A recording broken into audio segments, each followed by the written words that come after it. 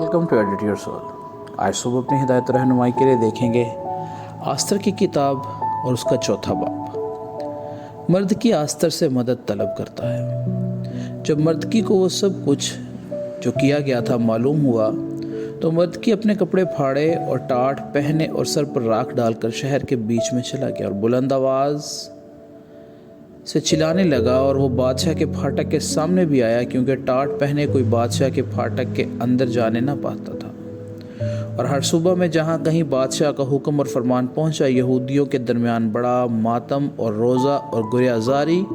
اور نوحہ شروع ہو گیا، اور بتھیرے ٹاٹ پہنے راکھ پر پڑ گئے۔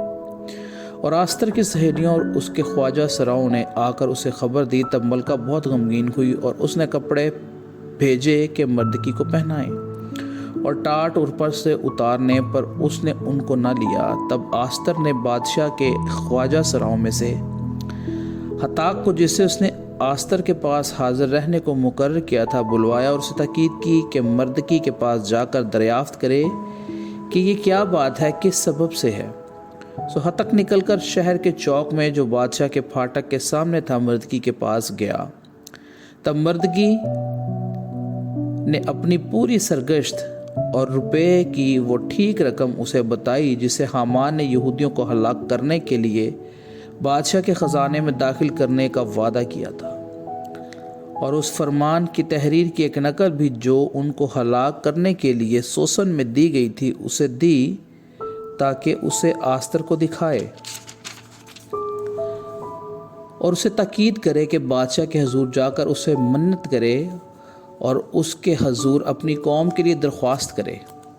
چنانچہ ہتک نے آ کر آستر کو مردکی کی باتیں کہہ سنائی۔ تب آستر ہتک سے بات کرنے لگی اور اسے مردکی کے لیے یہ پیغام دیا کہ بادشاہ کے سب ملازم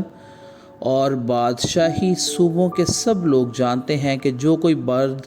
یا عورت بن بلائے بادشاہ کے بارگاہ اندرونی میں جائے،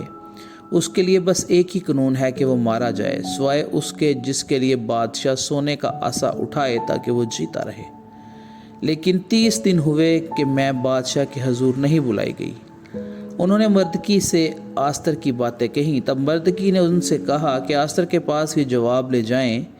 کہ تو اپنے دل میں یہ نہ سمجھ کہ سب یہودیوں میں سے تو بادشاہ کے محل میں بچی رہے گی، کیونکہ اگر تو اس وقت خاموشی اختیار کرے گی تو خلاصی اور نجات یہودیوں کے لیے کسی اور جگہ سے آئے گی، پر تو اپنے باپ کے خاندان سمیت ہلاک ہو جائے گی، اور کیا جانے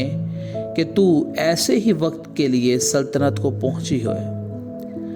تب آستر نے اس کو مردکی کے پاس یہ جواب لے جانے کا حکم دیا کہ جا اور سوسن میں جتنے یہودی موجود ہیں ان کو اکٹھا کر، اور تم میرے لیے روزہ رکھو، اور 3 روز تک دن اور رات نہ کچھ کھاؤ نہ پیو۔ میں بھی اور میری سہیلیاں بھی اسی طرح روزہ رکھیں گی، اور ایسے ہی میں بادشاہ کے حضور جاؤں گی۔ جو آئین کے خلاف ہے، اور اگر میں ہلاک ہوئی تو ہلاک ہوئی۔ چنانچہ مردکی روانہ ہوا اور آستر کے حکم کے مطابق سب کچھ کیا۔ خداوند کے زندہ پاک کلام کے پڑھے اور سنے جانے پر اس کی خاص برکت اور رحمت